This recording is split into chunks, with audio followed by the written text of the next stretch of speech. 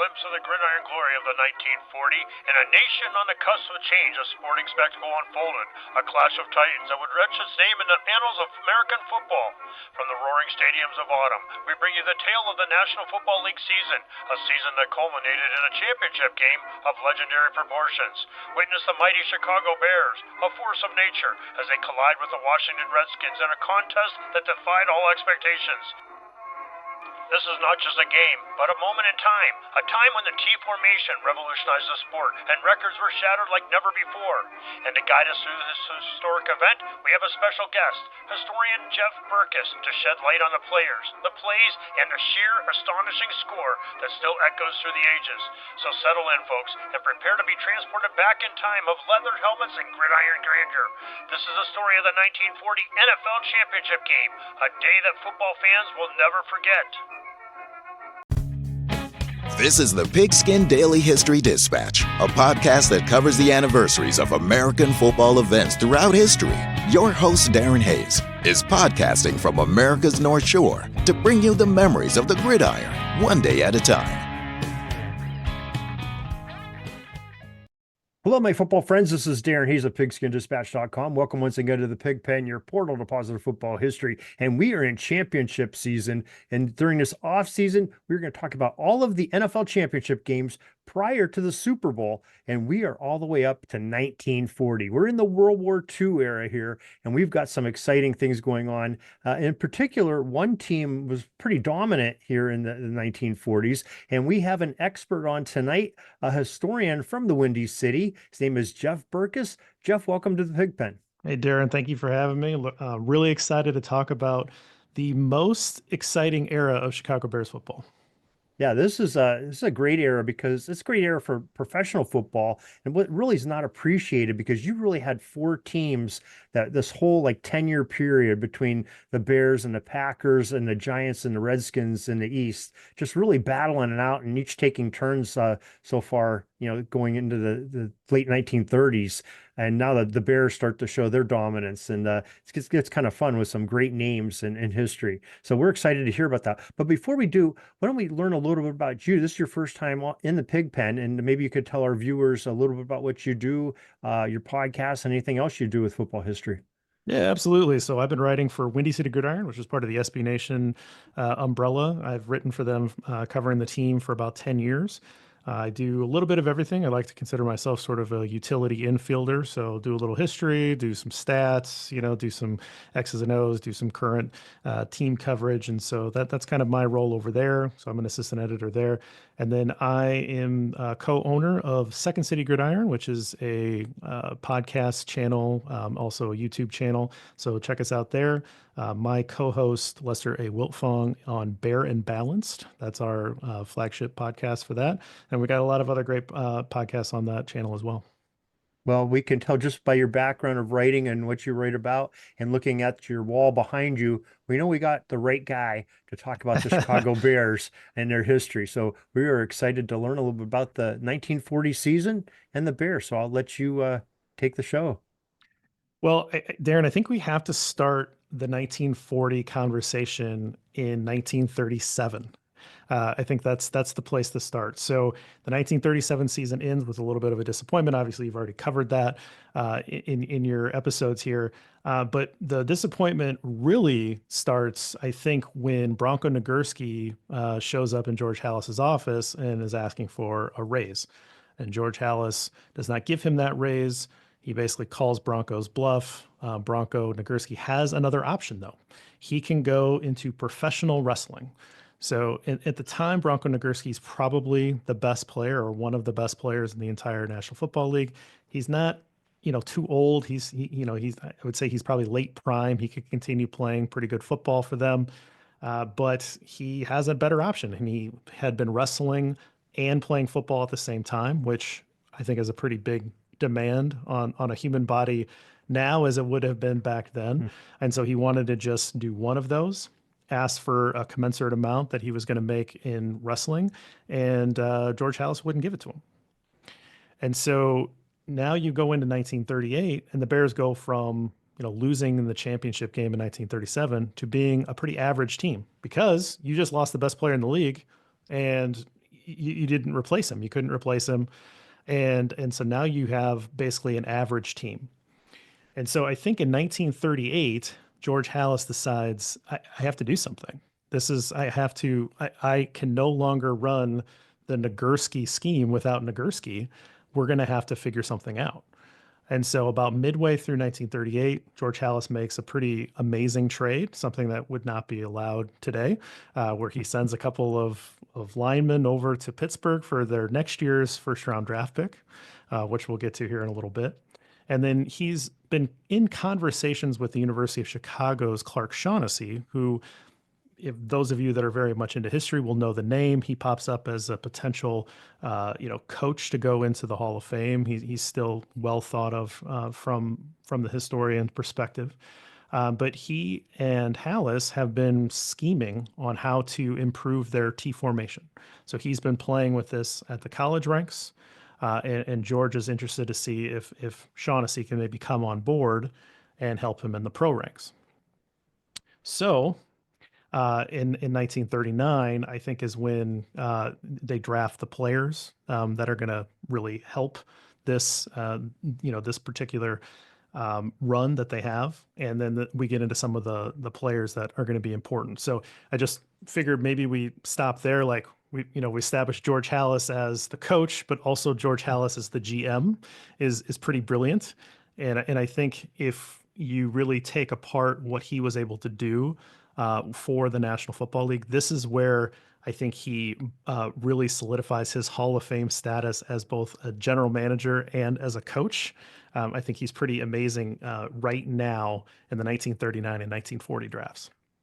Well, I think, you're absolutely right. But I think, Halas has been brilliant all along. I mean, he's really done a lot for his team in prior years, both with talking Portsmouth into playing a game in 1932 and taking a championship from them, going all the way back to the Staley's era with the Buffalo All-Americans in 1921 with what they call the Staley swindle. But it was a clever maneuver on his part to get Buffalo to play that extra game. So he's been doing some brilliant moves the whole way through here in the National Football League, and really, one of the founding fathers of the National Football League. So I think this is just icing on the cake for his greatness. Well, he's a little bit of a hustler. There's no doubt about that. So I thought it might be good if we went through the players that I think are pretty interesting, and then we can kind of move on Absolutely. to what happened during the season. So yes, I wanted to start with a couple of players that played their last year for the Bears in 1940. And so I just wanted to mention a couple of them. The first one is Automatic Jack Manders. First of all, great nicknames in this era. If we can bring back nickname culture, that would make me very happy.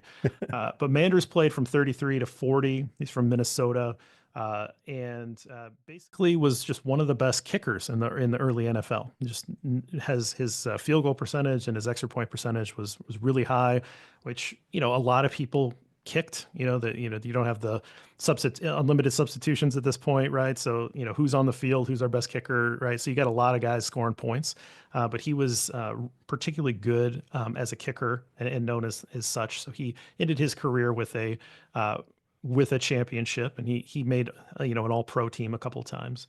I wanted to mention Bernie Masterson, who was the quarterback for the Bears in the mid to late 30s. He was a backup quarterback on this team, but he was, part of the action, and again, ended his career with a championship. And then I wanted to mention Edgar Eggs Mansky, who was from Northwestern, and he played end. But I mentioned him because he was part of that trade in 1938. So Halas sent Eggs and another player over to Steelers in the middle of the season. And then the Steelers ended up with the second worst record. They sent over the second overall pick, which turned into Sid Luckman, who we'll get to in a minute. And this is very painful as a Northwestern Pennsylvanian here and a Steelers fan. So this is okay. Well, it's a painful moment here. The luck flips, of course, with the coin flip for Terry Bradshaw. So and then the Steelers have a dominant, Super Bowl era, and Yeah, they're still searching it for ends that. up So happy ending, but it's yeah, just yeah. amazing how many failures the Steelers had that helped other teams back in these first 40 years. So Yeah, they definitely took advantage of the Steelers here. So the funny part for me is that Eggs Mansky immediately returned to Chicago for the 39-40 seasons. So he played 6 games or something like that for the Steelers, and then came right back. And the Bears get Sid Luckman, who's the best quarterback of their entire franchise history. yeah, fantastic move on their part. That's for sure. A couple of us established veterans that are on this team at this point that are important to know.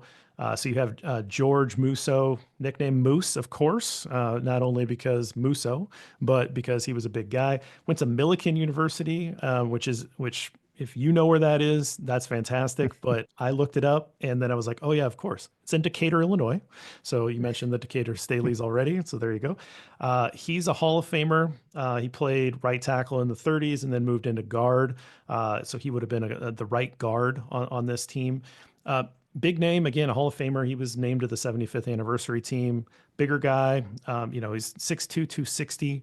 So probably like a very big guy at the time. And then if you think about, scaling that forward, that's a guy that's probably 6'6", 340 now, right? Like that's the kind of guy that this is. So a big dude.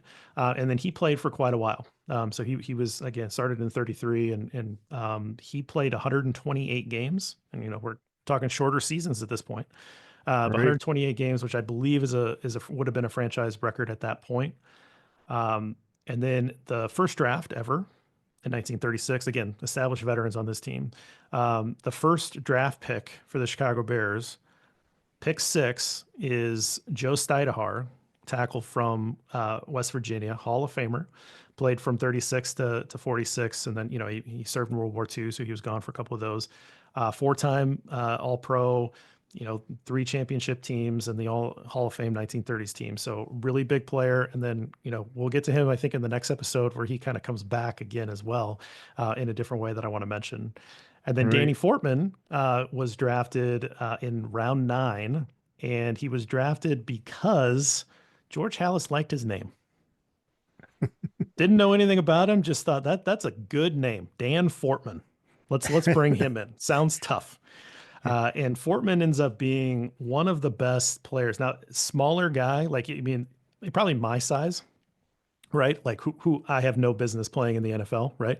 So he's probably 6 foot, 220, somewhere around there. That's about my size. But at the time that, those guys could play, and he was thought of as one of the best, if not the best lineman in the entire league. So he played left guard. He would have been right next to Stidehar, and the center that we'll get to here in a second.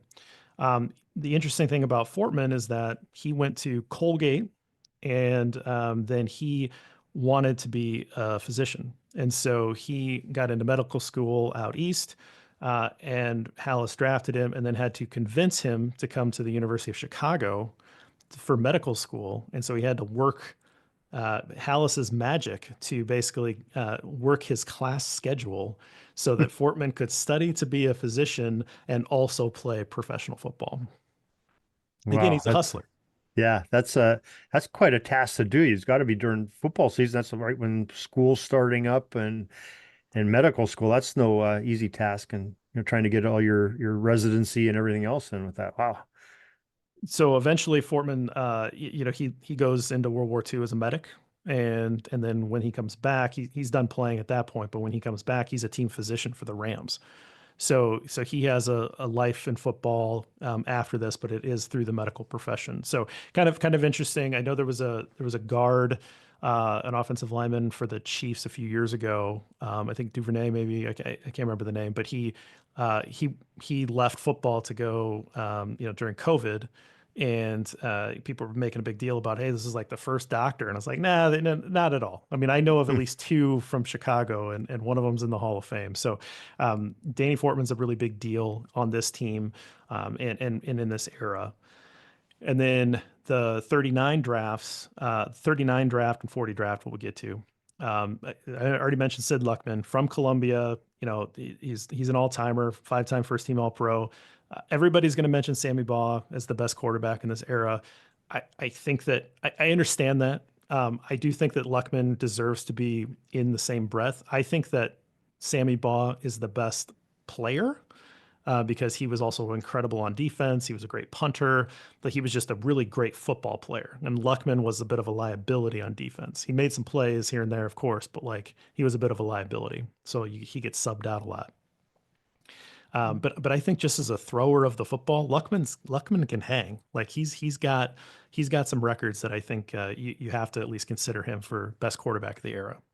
Well, definitely. I mean, there's a lot of comparisons between these two gentlemen because they both came in within a couple of years of each other, and the rookie seasons really took the league by storm. I mean, they both were dominant players and well respected right out of the gate, which wasn't always the case for a rookie. Coming out of the college game into the NFL, which the NFL wasn't quite the NFL it is today compared to college, but these guys were pretty good and took their teams to some pretty high places as rookies. And Luckman owns the all-time touchdown percentage record for career at 7.9%. And then he owns the single season touchdown percentage record as well, which I think is like 13.9% or something like that. So he's got some legitimacy to his argument as well. The same draft, same rounds, first rounder, Bill Omansky, he's fullback from Holy Cross. He's in the all 1940s Hall of Fame team. He is not in the Hall of Fame, but again, a significant figure. A little bit more of a secondary player after his rookie season, but he really shows up pretty big in 1939. And then I wanted to mention that they drafted Sol Sherman from the University of Chicago real late in the draft. He's a quarterback, and the whole point of Sol Sherman or Solly Sherman is that he was there to teach Sid Luckman how to run the T formation with man in motion that Clark Shaughnessy had cooked up at the University of Chicago. So you have this 1939 is basically an incubation year. And the Bears are just trying to bring Luckman up to speed because he didn't do the T formation at all in Columbia in college.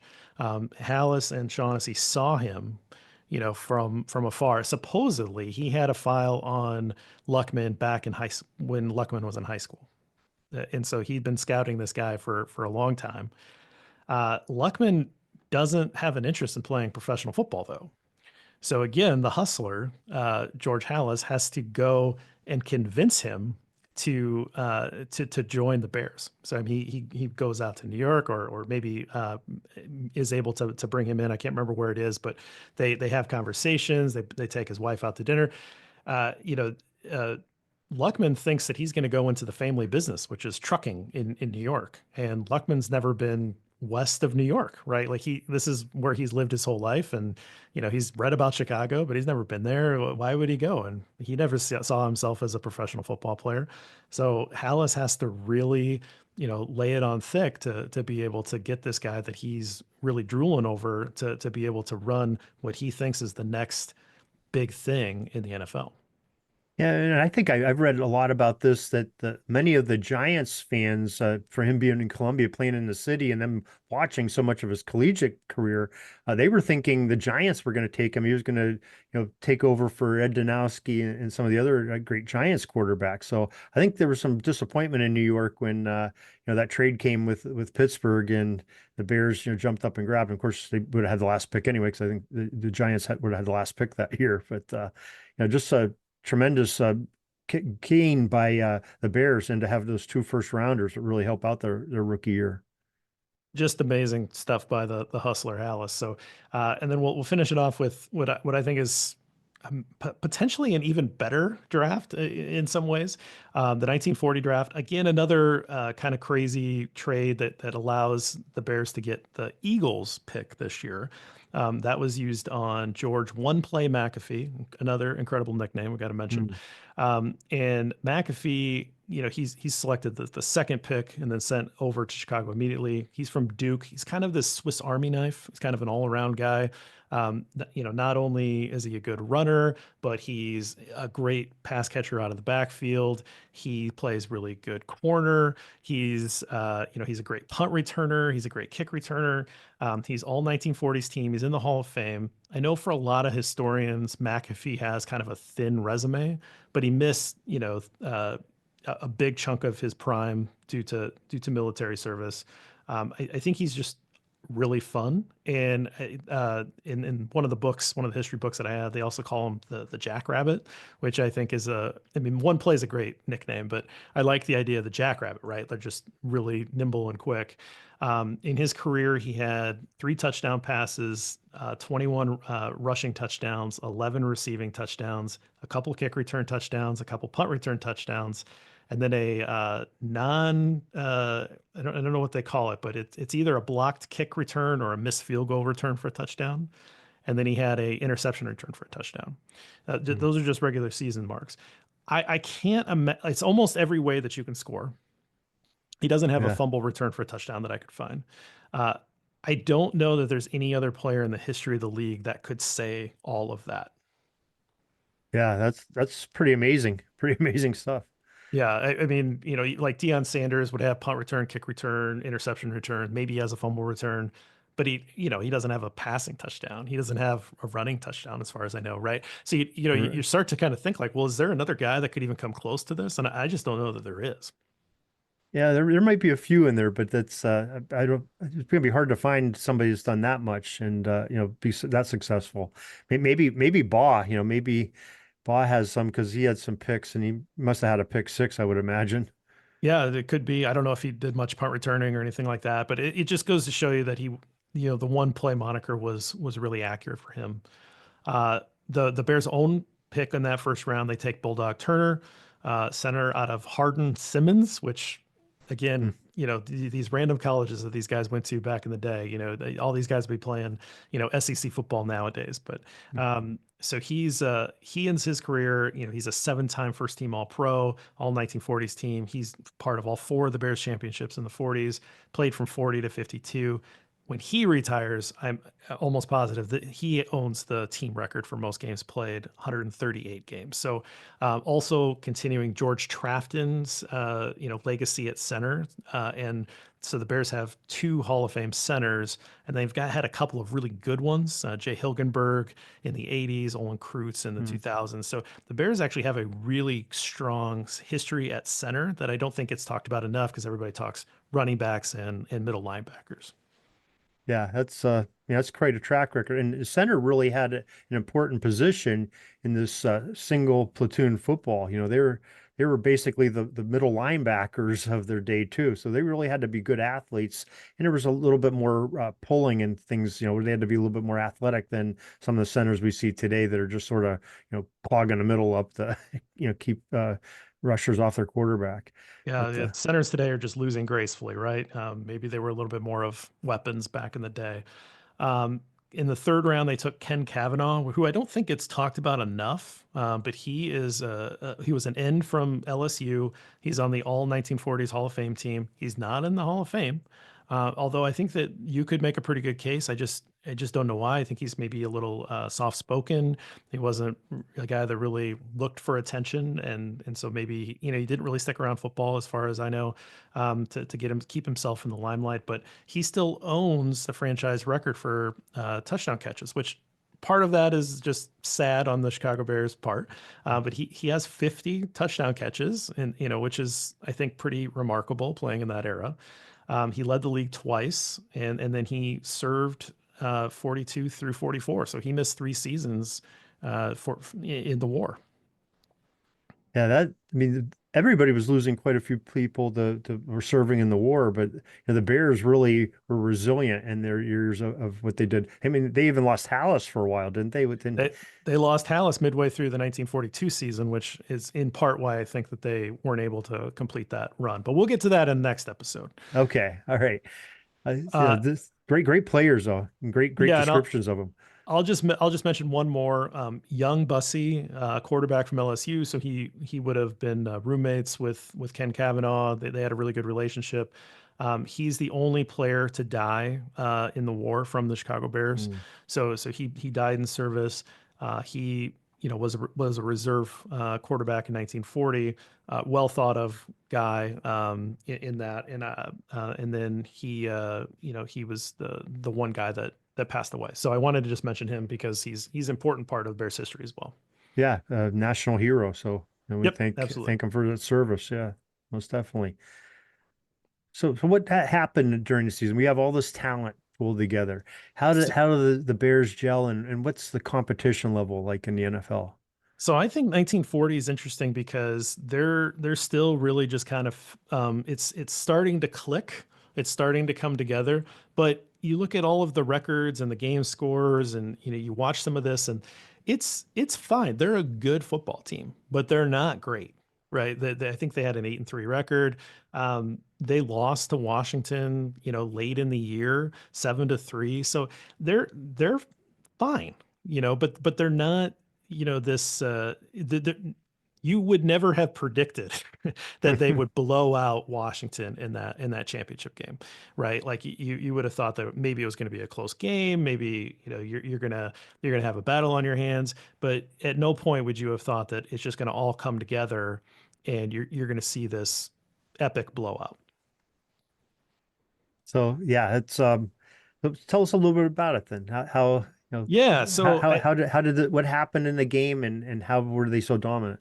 So I think in the run up to the game, I think well, obviously let's just start with the stats. It's 73-0, which is a ridiculous score. And if you haven't watched the game, you can watch it on YouTube. There's a couple different spots where one YouTube clip has the whole game and they voice over with different people talking about the game that were part of it through the years. It's kind of interesting. And then there's another clip out there that is from an old ESPN show, like The Way It Was or something like that. Mhm. And they bring on Luckman and Baugh. And it's the weirdest thing because you'd think that you've got these two all-timers. You might ask them more questions. They ask them a couple questions, and then they show them a super long highlight reel of the game.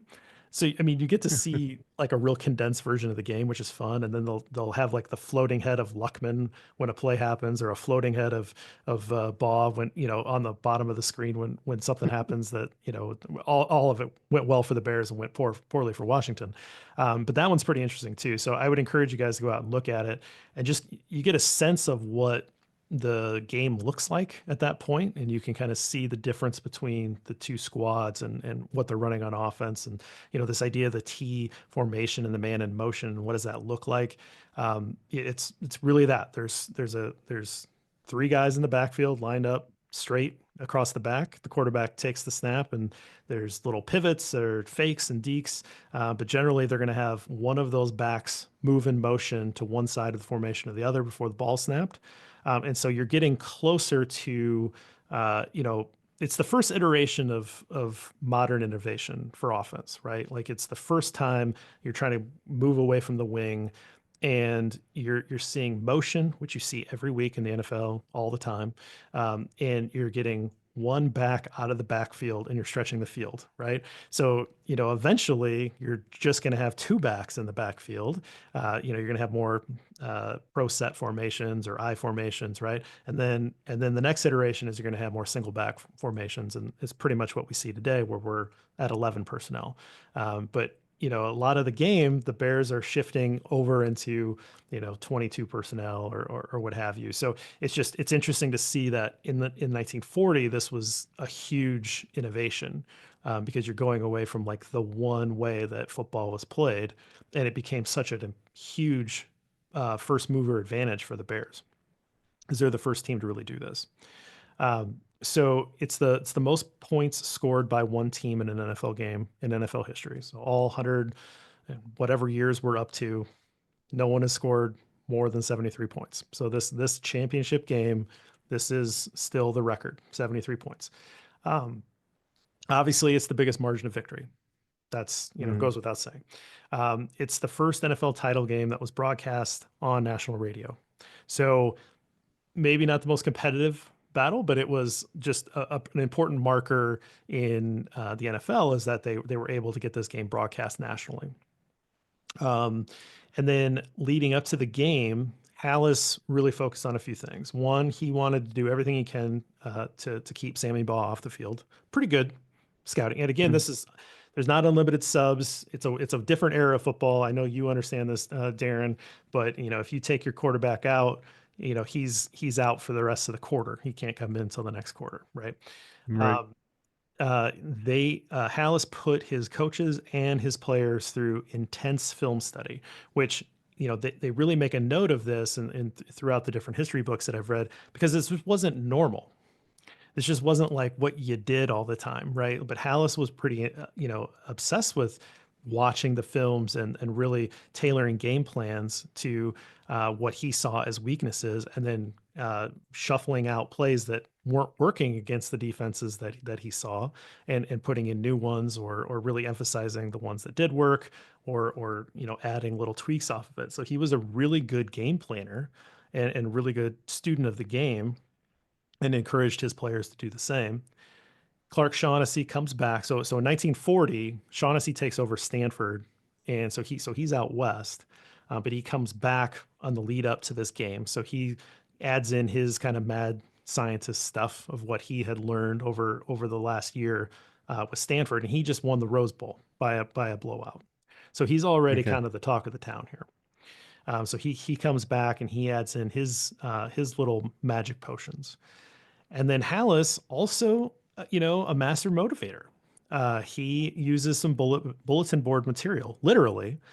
George Preston Marshall of Washington called the Bears a first half club, and called them a bunch of crybabies because the Bears complained about the last play against Washington. The last time they played, they lost 7-3. Last play of the game, perfect pass. Player in the end zone has it. He's going to score a touchdown. Bears going to win this one, but he's interfered with. He's basically tackled. Arms are pinned down, but it doesn't get called. No pass interference. Of course, we've taken care of that in modern day officiating. No one ever complains about the refs nowadays, right? Right. But that's what happened, and the Bears complained about it, and Marshall, called the Bears a bunch of crybabies. So Hallis gets a bunch of copies of this paper, and plasters it all over the locker room. So the guys see that, hey, the Bears, these guys think you're soft, that you're a second, you're a first half team, you can't finish games, you're a bunch of crybabies. So that's the mentality of this team on the train going from Chicago to Washington. And there's a particular note that these guys generally, these guys are playing cards, they're passing the time, they're, just kind of horsing around. Like, that's kind of a bunch of guys in their 20s going to play football. It's just going to be kind of jocular. It's a road trip, It's a road trip. These guys are focused. No one's talking. It's just quiet concentration. Everybody's in their playbooks. It is focus. The Bears players, they want this game. And so it's beautifully played by Hallis in terms of motivation. They have the schematic advantage that'll eventually change the NFL. They've put in the work, I think, is kind of the important piece of this in the lead up to the game. Yeah, it's amazing. If you really think about this, this dawning of the T formation coming to fruition and to be so successful in the biggest game of the year in the NFL, it had to take planning, and these drafts that you talk about. You have to have the right personnel to be able to run something like that, to have the talented backs, because everybody else is still running the single wing and the double wing formations, these, which are, we think of as archaic now, except when they bring them back as Wildcat now in the NFL. But, it's really brilliant what he does. And nobody else is looking for that same personnel that Hallis is, because him and Shaughnessy got something cooking. So that's really kind of an amazing point and tipping point in NFL history. And you have to respect the fact that he had to imagine that Luckman was his guy, right? He saw the skill set that he thought would translate to this offense in Sid Luckman, and Sid Luckman didn't see it. And other people, no one else necessarily saw it, but that's what he saw. So the game itself, I think it's maybe just worth. It's kind of fun to just walk through the scoring log. Sure. But Bill Omanski kicks it off. It's the first possession. He has a 68-yard touchdown run. It's a lot of fun. It's a good run. I know some people will kind of make fun of, old football. And again, a guard that's 220 pounds. Yeah. He I get it. The players are bigger, faster, stronger now, but it's a good run. It's a good touchdown run. Osmanski finishes the day with over 100 yards rushing, 109 to be exact. But the highlight of the play is kind of this downfield block by George Wilson. another player, good player. I didn't mention him up top, but he's a good player. Um, I just found this out trying to prepare for this podcast, Darren, but his nickname was Quack Quack because they used him as a decoy. Oh, He okay. had very few targets. He had like 4 targets that year or something like that. Like so they used him as a decoy and they called him Quack Quack, which I think is just amazing. So he's barreling around down the field, Osmanski's getting chased by 2 guys. One guy probably has the angle on him, right? So it's pretty close that he's going to get tackled here. And Quack Quack comes in and he's able to take it's a devastating block. And he's able to, and they don't see it coming, obviously, but like he's able to take out Chug Justice, which is another great nickname, Ed Justice, nicknamed Chug, and Jimmy Johnston with 1 block. So they called it a parlay block because he was able to get 2 for 1. So he springs Osmanski with this block, which is it's a 2. Again, if you like football at all, you're just gonna like this run and this block. It's beautiful. Wow, that's a mouth. I love the not only the nicknames but the parlay block. The parlay block. That's If you have a 85 years block ago named, talk. That's great. yeah, if you have a block named a special, with a special moniker, that's pretty impressive too. So the next possession, Luckman has a 1-yard touchdown run. The next possession, Joe the Maniac Maniaci has a 42-yard touchdown run. Also a very fun run to watch. He looks very. I don't know if it's the film, but he has these real choppy steps. It's very interesting. Well, he's a maniac. He's got to have some maniac mantics to him. And Maniaci was brought in, kind of trying to replace. Again, it's impossible to replace Nagurski, but that was kind of the thought to bring in the maniac. But he has a good game here. Everybody had a good game, but he had a notable game here. Luckman to Ken Kavanaugh for a 30-yard touchdown pass. So you get a good touchdown pass, and it's a nice pass. Kavanaugh runs a good route into the corner of the end zone. And that's where it sits the half. It's 28-0. It's, that's a really good lead, it's particularly in this era that would have been very hard to come back from. But Washington continues to throw, right? They're not laying down. They're not trying to run out the clock or anything like that. They're still in this game. They still believe that they can come back here. But at halftime, Hallis just reminds them like, hey, they think you're a first half team. They're expecting to come back here. They're expecting you to lay down here in the second half. This thing's not over. And so when they come out, Bears are on defense to start, and it's like the first play from scrimmage for Washington, and Baugh tries to float a little pass over the head of Hampton Poole, and Hampton Poole reads it beautifully, and he snares it and runs it back for a pick 6. It's like right at the start of the second half. It is now 35-0, and by the accounts, this is when it basically broke Washington. Like they thought they were going to be able to come back and make this a game, and the pick 6 to take it from 28-0 to 35-0. It's basically over at that point. The Bears score a rushing touchdown, guy named Ray Nolting, and then back-to-back possessions. George McAfee gets a pick 6, followed by Bulldog Turner. You mentioned it as the middle linebacker. Bulldog Turner gets a pick 6 as well. So now you have 3 pick 6s in a game, which, I mean, the pick 6 is probably my favorite play in football. Now I'm a Bears fan, so I'm used to watching good defense generally, but there's something about being on defense and scoring points that I think is just particularly beautiful. And here the Bears do it 3 times in the second half. You have it's fun to watch. But I can tell you, I'm a former high school football official. I did for 27 years, and I was a white hat. I was a referee for many years, and it is the toughest play for a referee. Most of the time, we're comfortably back in the offensive backfield, way behind everybody. Everything is going away from you, and you can move forward. Well, this switches. Now you've got goal line responsibilities. You've got to get back there and watch everything that's happening because you're the only one back there to any blocks or crossing the goal line and everything else. So it really twists your legs up and your mind up to do that. So Yeah, you're definitely right. It is a fun play to watch. And these you're talking about, with McAfee and Bulldog Turner coming in as, the previous draft. These guys are college football Hall of Famers, let alone, where they're standing in the Pro Football Hall of Fame. And there's just some amazing things, some amazing players are in this game. Yeah, you got six Hall of Fame players, and you've got a Hall of Fame coach. Like, I mean, it's stacked, and obviously they're in the Hall of Fame in part because of this dynasty run, right? Like, so it's chicken and egg, but there are a lot of just really important players to the sport.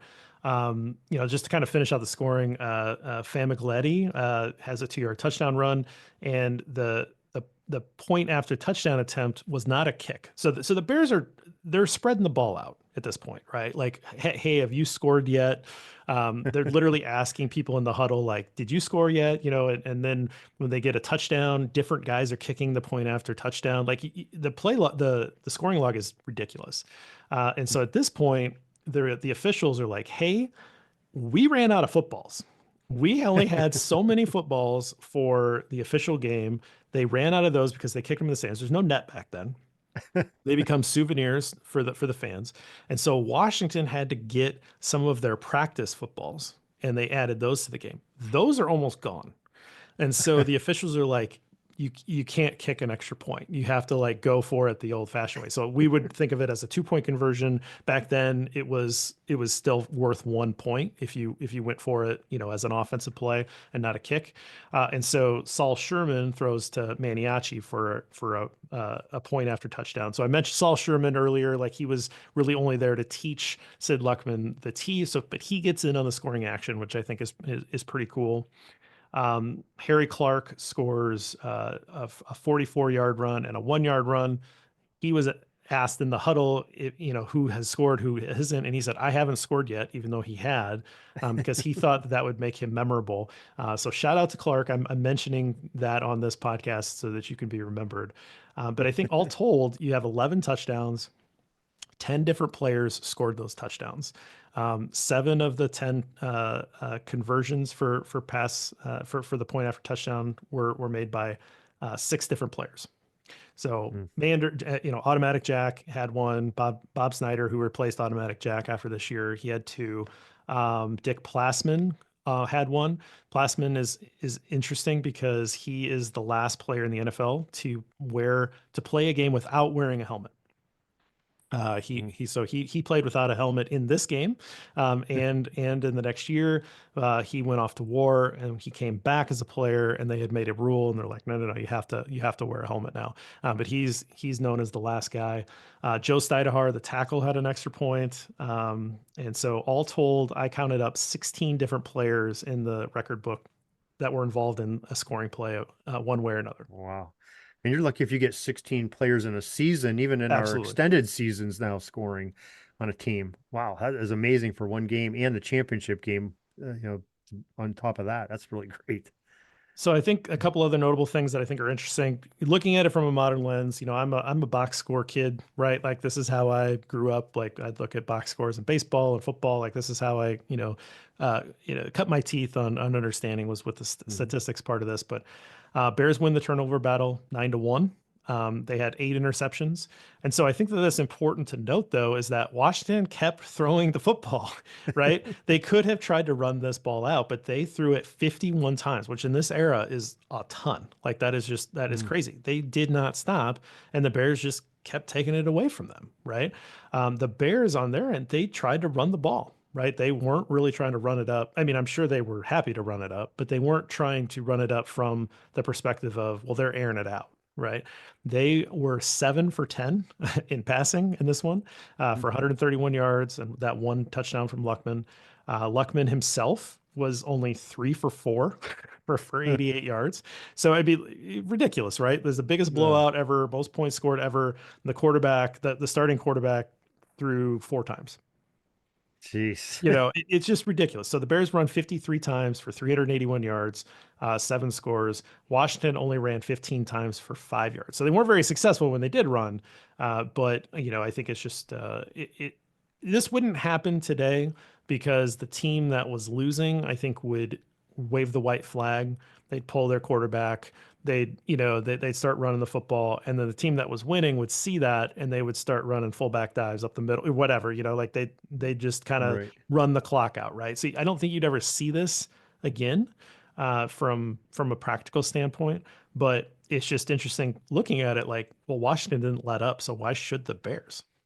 Yeah, I mean, you can't tell your superstars to not score. You're been training all your life playing football to get the ball over the goal line. It's hard to tell athletes not to try to perform at their top peak, and so you got to give them that. That's amazing. But Jeff, this is some amazing stuff. This is you just took a 73-0 game and made it interesting. And it's appreciated between Duck's or Quack's parlay block and the last guy to wear a helmet and the record scoring. I mean, it's just an amazing season and championship for the Bears. Yeah, and I think that there was a couple of really good quotes to sum it up. Hallis, said something like, our team did everything right. I think they deserve to win. Kind of the understatement of the century. Sammy Baugh had, their first possession. He had a pass that was dropped in the end zone, and he was asked afterwards, like, well, do you think that the game would have turned out differently had you converted that first drive into points? And he said, yeah, we would have lost 73-7. Which I thought was pretty great. Boss seems like such a great character. I don't have any reason to like or dislike Washington more than old boy more from than anything Texas, else. But just he's just fun to kind of listen to, and some interviews that I've seen with him is fun. And then Steve Owen, I think this is my favorite quote of the Giants. He after the game, he said he was glad that the Giants didn't win the East, and in fact, he was glad that they didn't get second in the East, because that would have been too close to having to play the Bears for a championship, because he was just blown away by this 73-0 game. Yeah, wow, it's a historic game and on multiple levels, and you told it well, and we really appreciate you coming on and doing that. And we'd love to have you on to talk about the next season's championship for 41. Yeah, I'm locked and loaded. Let's do that. Okay, we will do that. Folks, thanks for listening to this podcast, and have a great Gridiron day. Thanks, Jeff. Thanks, Darren. Appreciate it.